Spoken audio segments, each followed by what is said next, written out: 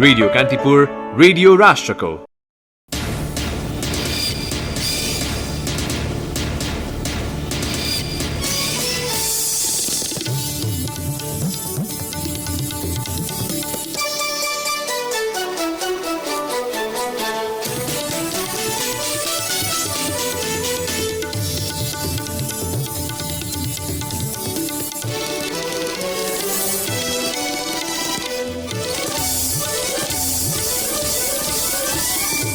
पार्टीभित्रै फरक धारणा आएपछि एमसीसीबारे अध्ययन गर्न नेकपाद्वारा 3 सदस्यीय उच्चस्तरीय कार्यदल गठन। भारतले अतिक्रमण गरेको नेपाली भूमिलाई समेटेर नेपालको नक्सा सार्वजनिक गर्न सरकारलाई आग्रह।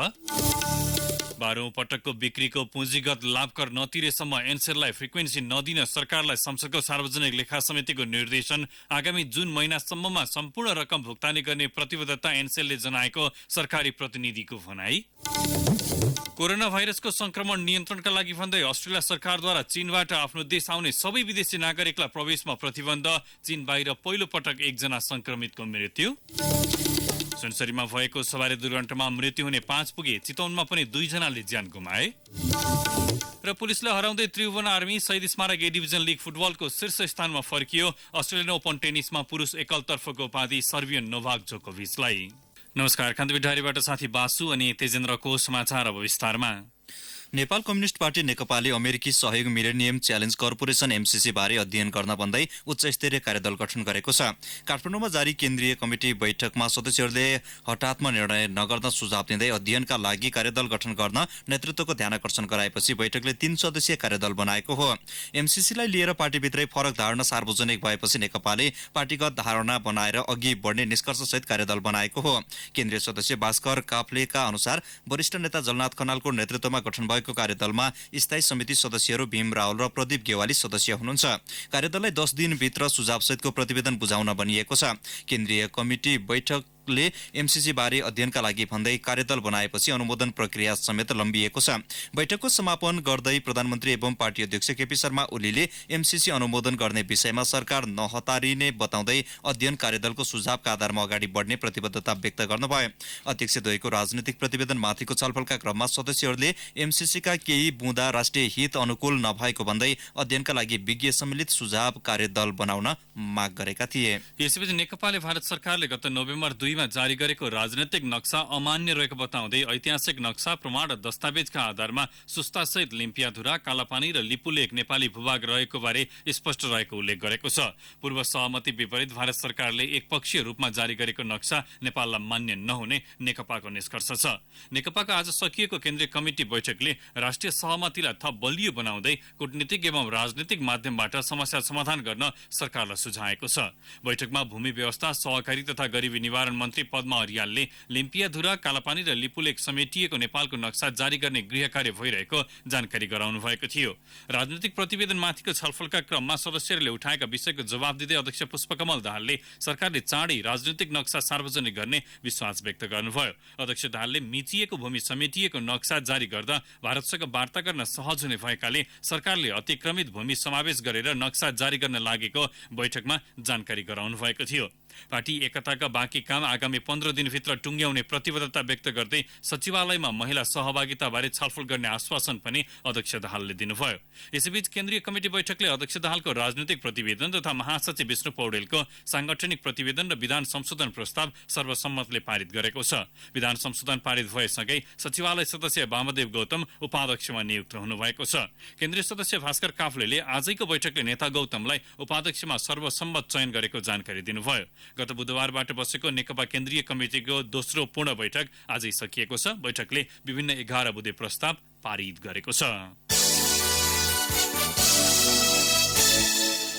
दूरसञ्चार सेवा प्रदायक एनसेलले 12औं पटकको बिक्रीको पुँजीगत लाभ कर नतिरेसम्म फ्रिक्वेन्सी नदिन संसदको सार्वजनिक लेखा समितिले सरकारलाई निर्देशन दिएको छ। सभापति भरत कुमार शाहले भन्नुभयो, उसले कर नतिरेसम्म कुनै पनि प्रस्ताव तथा फाइलको प्रक्रिया अघि नबढाउन सरकारलाई पहिल्यै निर्देशन दिइसकेका छौं। त्यसै निर्देशनलाई फेरि सम्झाउँदै सरकारलाई अर्को निर्देशन दिने भएका हौं। नेपाल दूरसञ्चार प्राधिकरणले पहिलो पटक गरेको बोल कबोल प्रक्रियाबाट एनसेलले 1800 मेगाहर्ज ब्यान्डको पाउने भएको छ। तर एनसेलले पुँजीगत लाभकर नतिरेको कारण देखाउँदै प्राधिकरणले अन्तिम सम्झौता भने गरिसकेको छैन। सरकारले एनसेलमाथि 22 अर्ब 44 करोड 53,97,955 रुपियाँ कर निर्धारण गरिसकेको छ। यसमध्ये करिब 4.5 अर्ब रुपियाँ मात्रै सरकारलाई बुझाएको छ। बैठकमा राजस्व सचिव शिशिर कुमार ढुङ्गानाले सर्वोच्च अदालतको आदेशपछि निर्धारण भएको करको 20% रकम भुक्तानी गरिसकेको र बाँकी 80% का लागि निर्धारण भएको रकम 4 किस्तामा भुक्तानी गर्ने प्रतिबद्धता सहितको पत्र एनसेलले ठूला करदाता कार्यालयमा पठाएको जानकारी दिनुभयो। गत पुस 15 गते एनसेलले 4 अर्ब 50 करोड रकम बुझाएको र बाँकी रकम आगामी जुन महिनासम्म किस्तामा तिर्ने प्रतिबद्धता जनाएको ढुङ्गानाले बताउनुभयो। एनसेलले समयमा लाभकर भुक्तानी नगरेकाले बाँकी रकममा वार्षिक 15% का दरले ब्याज लाग्ने समेत उहाँले बताउनुभयो। बैठकमा सांसदहरूले एनसेलले तिर्न बाँकी लाभकर मध्ये असुल हुने सुनिश्चितता भए नभएको जानकारी गराउनु पर्ने बताएका छन्। सांसद प्रेमबहादुर आलेले एनसेलले किस्तामा भुक्तानी गर्ने बताए पनि त्यसको सुनिश्चितता नभएसम्म ताकेता गरिरहनु पर्ने बताउनुभयो। सांसद राजेन्द्र कुमार केसीले ठूला करदाता कार्यालयले फरक फरक कर निर्धारण गरी लापरवाही गरेको आरोप लगाउनुभयो। कान्तिपुर डायरीमा अब कान्तिपुर सविस्तार। कान्तिपुर सविस्तार। विश्वमा बढ्दै गएको कोरोना भाइरसको संक्रमणलाई नियन्त्रण गर्ने उद्देश्यले अस्ट्रेलियाले चीनबाट आफ्नो देश आउने सबै विदेशी नागरिकलाई प्रवेशमा प्रतिबन्ध लगाएको छ। सरकारले अस्थायी भिजामा रहेका अन्य देशका नागरिकहरू आए उनीहरूको भिजा रद्द गरिने समेत जनाएको छ। यसबाट नेपालबाट अस्ट्रेलिया जाने नेपाली विद्यार्थी तथा उनीहरूका अभिभावक समेत प्रभावित हुने भएका छन्। यो नयाँ नियमको मुख्य उद्देश्य नै फैलिरहेको संक्रमणबाट आफ्ना नागरिकहरूलाई जोगाउनु र संक्रमण फैलन नदिनु रहेको सरकारको भनाइ छ। यहाँका प्रधानमन्त्री स्कट मरिसनले यो नियमको शनिबार घोषणा गरेका हुन्। घोषित नियम अनुसार चीनको बाटो हुँदै आउने सबै विदेशीहरूको भिसा रद्द गरिनेछ भने उनीहरूलाई प्रवेशमा समेत बन्देज लगाइनेछ। यद्यपि आफ्ना नागरिक तथा स्थायी बासिन्दालाई भने यो नियम लगाइएको छैन। मुख्य गरी यो नियमबाट विद्यार्थी तथा उनीहरूका अभिभावकहरू प्रत्यक्ष प्रभावित हुनेछन्। अध्यागमन विज्ञ सञ्जीव पाण्डे यो नयाँ नियमले विद्यार्थी वा घुम्न आउने अभिभावक समेत प्रभावित हुने भएकाले चीनको बाटो नआउन सुझाव दिन्छन्। अब यो नयाँ ट्राभल रिस्ट्रिक्सनको आशय के हो भने यदि तपाईँ अस्ट्रेलियाको नागरिक हुनुहुन्छ अथवा पिआर हुनुहुन्छ भने चाइनाकै बाटो हुँदै आउँदा पनि समस्या भएन। तर यदि तपाईँ विद्यार्थी हो अथवा घुम्न आउन लागेको टुरिस्ट हो अथवा आफन्तहरू भेट्न आउन लाग्नु भएको हो भनेदेखि चाइनाको बाटो हुँदै अस्ट्रेलिया आउनको लागि अहिले प्रतिबन्ध लगाइएको छ र यसरी नेपालबाट तपाईँहरू आउँदै हुनुहुन्छ भने चाइना बाहेकका अरू कन्ट्रीहरूलाई ट्रान्जिट पारेर आउनु पर्यो। अस्ट्रेलिया आउँदा विद्यार्थी तथा अभिभावकहरूलाई चीनको ट्रान्जिट लोकप्रिय छ। त्यसैले पनि यस पहिले टिकट लिइसकेका तथा केही दिनपछि आउन टिकट लिएकाहरूलाई यात्रा गर्दै नगर्न सम्बन्धित क्षेत्रका विज्ञहरूको सुझाव छ। सिडनीमा रहेर यसै क्षेत्रमा काम गर्दै आएका महेन्द्र लम्साल अस्ट्रेलिया सरकारको यो नयाँ नियमपछि सबै हवाई कम्पनीहरूले टिकटको रकम फिर्ता दिइरहेकाले हतारमा प्लेन नचढ्न सुझाव दिन्छन्। अस्ट्रेलिया सरकारले हिजो मात्र जारी गरेको ट्राभल एडभाइजरीमा कुनै पनि यात्रुहरू अस्ट्रेलियन नागरिक र पर्मानेन्ट रेसिडेन्ट बाहेक चाइनाबाट र अरू मुलुकबाट चाइना हुँदै अस्ट्रेलिया आउनको लागि निषेध गरेको छ। तसर्थ विशेष गरी नेपालबाट अस्ट्रेलिया आउनुहुने टिकट लिइसक्नु भएका यात्रुहरूले छिटोभन्दा छिटो जहाँबाट टिकट लिनुभएको त्यहाँ सम्पर्क गरेर आफ्नो टिकट फुल रिफन्ड जुन चाइना साउदर्न अथवा चाइनिज एयरलाइनहरूले अफर गरेका छन् फुल रिफन्ड लिएर अर्को वैकल्पिक ट्राभल योजना अनुसार अस्ट्रेलिया आउनुहुन अनुरोध गरिन्छ। अन्यथा अस्ट्रेलिया छिर्न अस्ट्रेलिया सरकारले रोक लगाएको छ। यहाँ स्थित गृह मन्त्रालयले सूचना जारी गरेरै अस्थायी भिसा भएकाहरूलाई यात्रा नै नगर्न सल्लाह दिएको छ भने आफ्ना नागरिकलाई समेत आएपछि 14 दिनसम्म सबैबाट अलग रहनुपर्ने नियम लगाएको छ। शनिबारदेखि 2 सातासम्मका लागि लगाइएको यो नियम फेरि पुनरावलोकन गरिने र यही कारणले कुनै भिसा रद्द गरिएको भए पुनः दिइने समेत उल्लेख छ। अर्का विद्यार्थी परामर्शदाता गोविन्द राणा विद्यार्थीलाई अरूको भनाइको पछि लाग्नुभन्दा पनि सरकारको आधिकारिक सूचनाहरू पढेर मात्र आउन सल्लाह दिन्छन्। अस्ट्रेलिया आउन तयारी गर्नुभएका अभिभावक साथै विद्यार्थीहरूलाई अस्ट्रेलियन सरकारको आधिकारिक वेबसाइटमा गएर साथै हालसालै स्थापना भएको Australian education information centre AEIC मनोकामना मार्ग काठमाडौँमा गएर अद्यावधिक जानकारी लिएर मात्रै यात्रा गर्नुहुन अनुरोध गर्दछु। त्यसको साथसाथै अस्ट्रेलियाको बारेमा सुनेर भन्दा पनि यथार्थ जानकारी लिएर यात्रा गर्न पुनः अनुरोध गर्दछु। विश्वभरि 300 बढी नागरिकको ज्यान लिइसकेको यस भाइरसबाट अस्ट्रेलियाको सिडनी, मेलबर्न, ब्रिस्बन र एडिलेडमा संक्रमितहरू पाइसकिएको छ। अस्ट्रेलियन हेल्थ प्रोटेक्सन प्रिन्सिपल कमिटीको सुझावमा लगाइएको यो नियमको मुख्य उद्देश्य नै यहाँ संक्रमण कम गर्ने रहेकाले यहाँका एयरपोर्टहरूमा सुरक्षा व्यवस्था समेत तुलनात्मक रूपले कडा बनाइएको छ। रेडियो कान्तिपुरका लागि अस्ट्रेलियाबाट नारायण खड्का। कान्तिपुर सविस्तार। कान्तिपुर डायरीमा अब भने ब्रेकको पालो।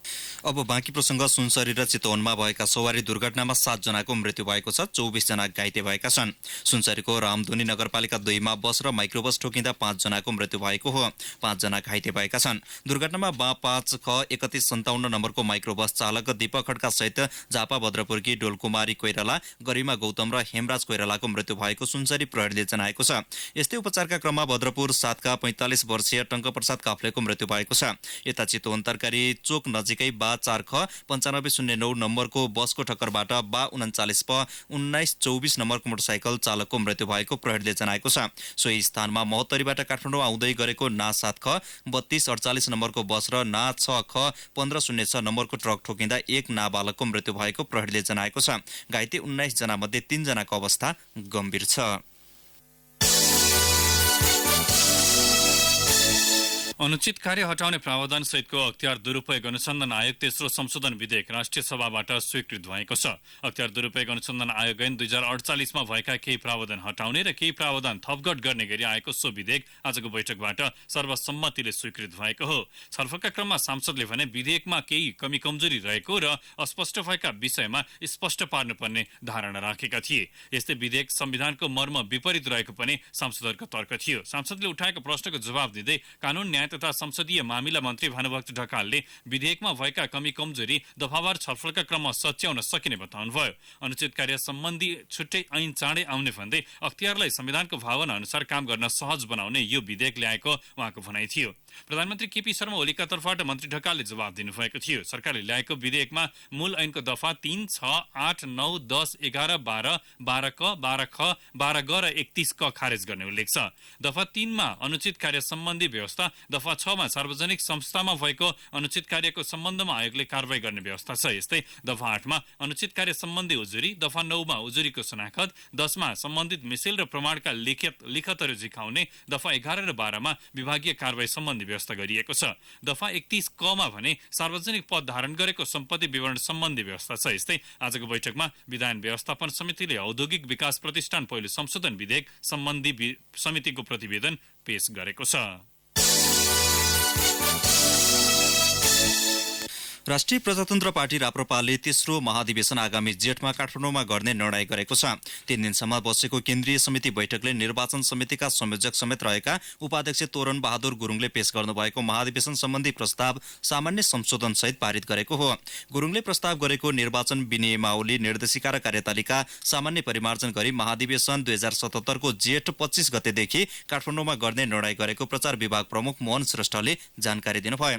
राप्रपाले यसअघि विभिन्न निकायबाट अप्रत्यक्ष प्रणालीबाट महाधिवेशन प्रतिनिधि छनौट गर्ने व्यवस्था परिमार्जन गरी अब सबै प्रतिनिधि सम्बन्धित प्रदेश निर्वाचन क्षेत्रभित्र रहेका सक्रिय सदस्यबाट प्रत्यक्ष निर्वाचित हुनुपर्ने व्यवस्था गरेको छ। यस्तै लिपुलेक, लिम्पियाधुरा, कालापानी र सुस्ता नेपाली भूमि रहेको निष्कर्षसहित भारतले मिचेको नेपाली भूमि फिर्ता गराउन कूटनीतिक पहलका लागि सरकारसँग माग गरेको छ। अमेरिकी सहयोगी मिलेनियम च्यालेन्ज कर्पोरेसन MCC का विषयमा उत्पन्न विवाद र बहसका बारेमा सरकारको धारणा स्पष्ट बनाउन र जनतामा रहेको भ्रम निराकरण हुनुपर्ने राप्रपाको माग छ। यौन दुर्व्यवहार मुद्दामा सुनसरी प्रहरीले वरिष्ठ उपरीक्षक SSP सौरभ राणा विरुद्ध अनुसन्धान सुरु गरेको छ। निलम्बनमा परेका राणाले आज दिउँसो आत्मसमर्पण गरिसके नियन्त्रणमा लिएर प्रहरीले अनुसन्धान थालेको हो। उनी विरुद्ध जिल्ला अदालत सुनसरीमा यौन दुर्व्यवहारको मुद्दा दर्ता भई सुनसरी प्रहरीले पक्राउ अनुमति लिएको थियो। पीडितको जाहेरीपछि गृह मन्त्रालयले राणालाई गत बिहीबार निलम्बन गरेको हो। पीडित महिलाले गत शुक्रबार SSP राणा विरुद्ध सुनसरी प्रहरीमा जाहेरी दिएकी थिइन्। इटहरी स्थित एक होटलमा लगेर राणाले आफूमाथि जबरजस्ती करणी गरेको दावी पीडित महिलाको छ। राणामाथि यौन दुर्व्यवहारको आरोप लागेपछि गृहका सहसचिव इन्दु घिमिरेको संयोजकत्वमा 3 सदस्यीय छानबिन समिति गठन भएको थियो। सो छानबिन समितिले पनि राणामाथि थप अनुसन्धान गर्नुपर्ने सुझाव दिएको थियो। SSP राणाले भने आरोपको खण्डन गर्दै आएका छन्। सरस्वती पूजाको प्रसाद खाएका सप्तरीको सुरुङ्गा नगरपालिका 7 हरिपुर स्थित राष्ट्रिय प्राथमिक विद्यालयका 67 जना विद्यार्थी बिरामी भएका छन्। पूजामा बनाइएको प्रसादी र बासी तरकारी खाँदा उनीहरू बिरामी भएका हुन्। हिजो साँझबाट विद्यार्थीहरू बिरामी पर्न थालेको र आजसम्म 67 जनामा समस्या देखिएको सुरुङ्गा नगरपालिकाका प्रमुख मुक्तिनाथ चौधरीले जानकारी दिनुभयो। बिरामीको संख्या बढेपछि विद्यालयमै राखेर उनीहरूको उपचार भइरहेको छ। बिरामीहरूमा डायरिया, ज्वरो, पेट दुख्ने लगायतको समस्या देखिएको छ। अब केही समाचार संक्षेपमा। समूहनी बनाएर चोरीमा सक्रिय नेपाल प्रहरीका भगौडा हवलदार सहित 4 जना काठमाडौँबाट पक्राउ परेका छन्। महानगरीय अपराध महाशाखाको टोलीले पूर्व हवलदार दोलखाका 30 वर्षीय रवि कार्कीलाई चोरी आरोपमा पक्राउ गरिसके उनको विभिन्न आपराधिक घटनामा संलग्नताको रहस्य खुलेको हो। पक्राउ पर्ने अन्यमा काठमाडौँका 19 वर्षीय राजन खनाल र काभ्रेका 20 वर्षीय उपेन्द्र खरेल पनि छन्। बर्दिया स्थित नेपालगञ्ज गुलरिया सडक खण्ड स्थानीयले अवरोध गरेका छन्। B1 ख 1694 नम्बरको माइक्रो बसले B10 प 3151 नम्बरको मोटरसाइकललाई टक्कर दिँदा स्थानीय कृष्ण कुमारी महतको मृत्यु भएको घटनालाई लिएर स्थानीयले सडक अवरुद्ध गरेका हुन्। उनीहरूले पीडित परिवारलाई उचित क्षतिपूर्तिको माग गरेका छन्। स्थानीय तहको बजेट तथा कार्यक्रम कार्यान्वयन गर्ने मुख्य जिम्मेवारी रहेका वडा सचिवहरू लामो समय रिक्त रहेपछि म्याग्दीको अन्नपूर्ण गाउँपालिकाले अहेवाहरूलाई वडा सचिवको जिम्मेवारी दिई कार्य सञ्चालन थालेको छ। अन्नपूर्ण गाउँपालिकाका 8 वडा मध्ये 4 वटा वडामा लामो समयदेखि सचिव रिक्त रहेपछि गाउँपालिकाले स्वास्थ्य चौकीका प्रमुख अहेवाहरूलाई वडा सचिवको जिम्मेवारी दिएको हो। र उच्च शिक्षा ऐन पारितका लागि आवश्यक खर्च मूल्याङ्कन गर्न भन्दै शिक्षा विज्ञान तथा प्रविधि मन्त्रालयले मस्यौदा अर्थ मन्त्रालयमा पठाएको छ। शिक्षा मन्त्रालयका प्रवक्ता दीपक शर्माले केही दिन अघि मस्यौदा शिक्षा मन्त्रालयमा पठाइएको बताउनुभयो। कान्तिपुर डायरीमा अब लमजुङ डायरीको पालो। लमजुङ डायरीबाट आस गुरुङको नमस्कार। सरकारी अभियान अन्तर्गत हात्तीपाइले रोग विरुद्धको औषधि 10औं पटक खुवाइए पनि लमजुङमा निवारण हुन सकेको छैन। सरकारले 6 वर्ष लगातार वर्षेनी औषधि खुवाउने अभियान थालेको र निवारण हुने प्रक्षेपण गरे पनि लमजुङ लगायत गण्डकी प्रदेशका बागलुङ र पर्वतमा समेत निवारण हुन नसकेको हो। गण्डकी प्रदेशका 3वटै जिल्लामा 11औं पटक हात्तीपाइले विरुद्धको औषधि खुवाउने तयारी थालेको छ। लमजुङमा माघ 25 गते औषधि खुवाइने जिल्ला स्वास्थ्य कार्यालयका प्रमुख अमर दवाडीले बताउनुभयो।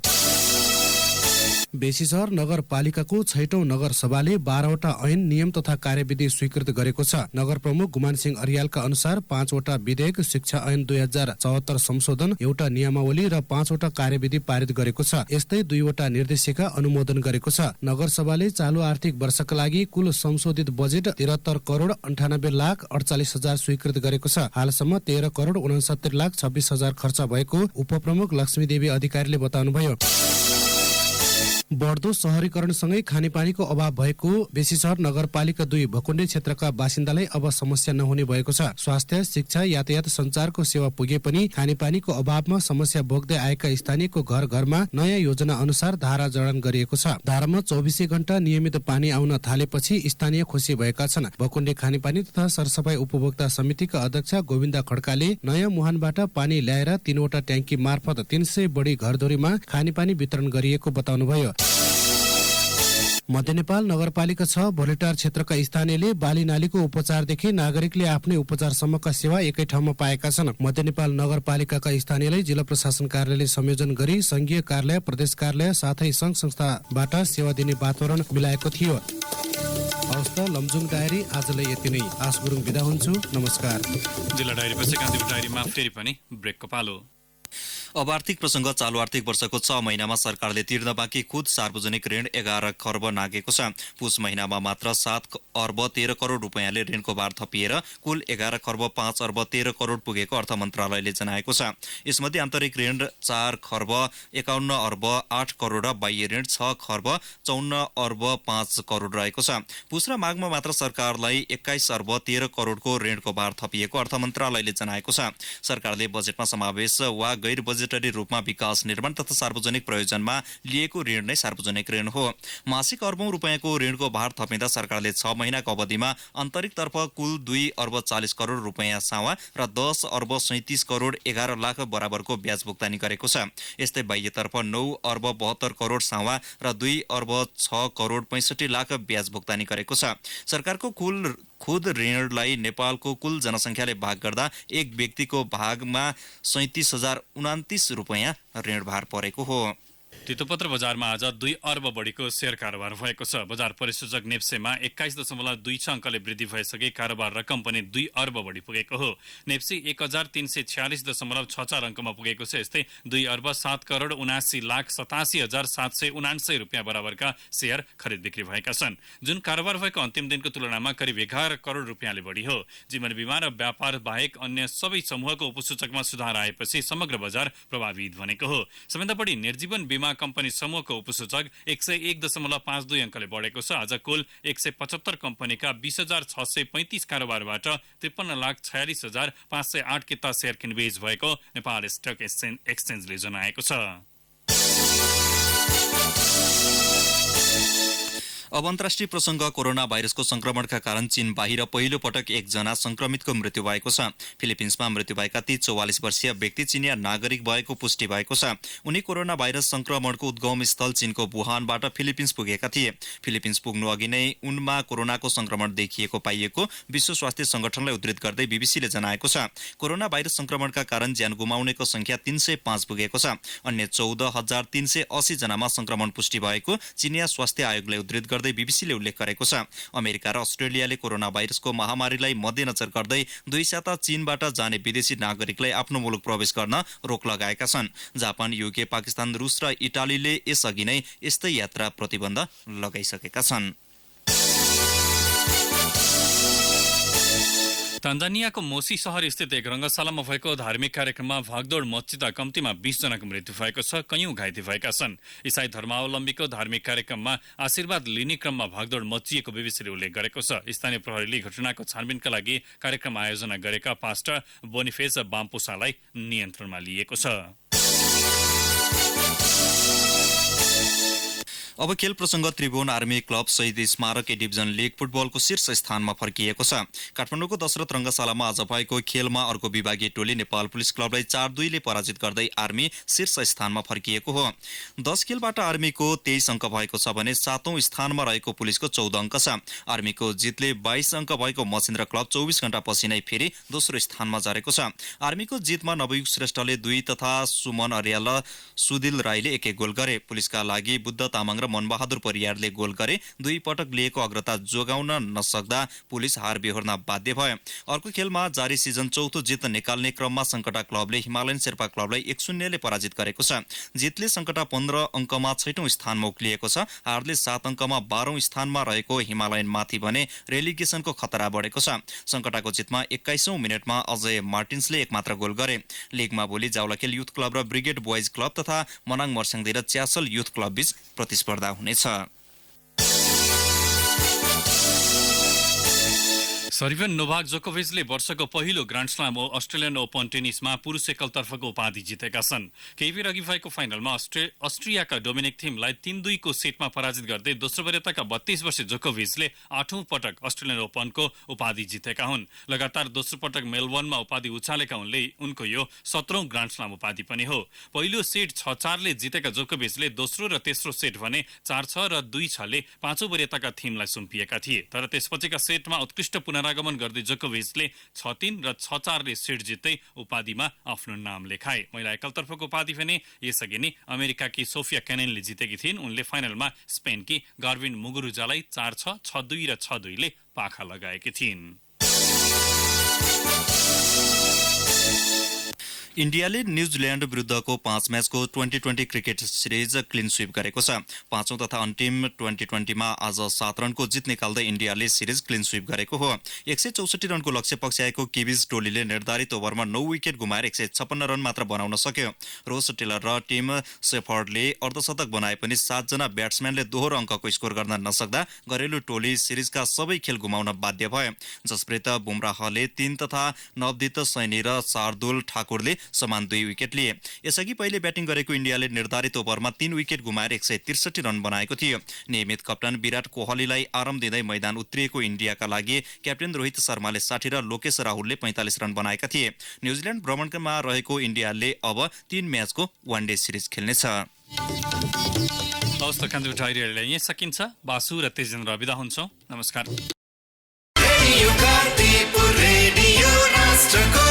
सूचना र मनोरञ्जनको संवाहक रेडियो राष्ट्रको रेडियो कान्तिपुर।